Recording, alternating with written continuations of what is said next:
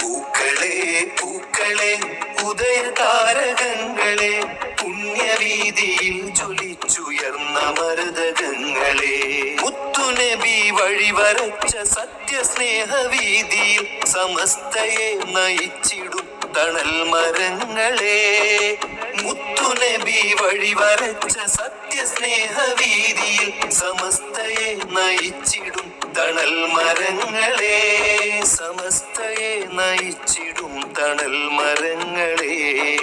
100 വർഷവും കടന്നൊരീ പ്രകാശധാര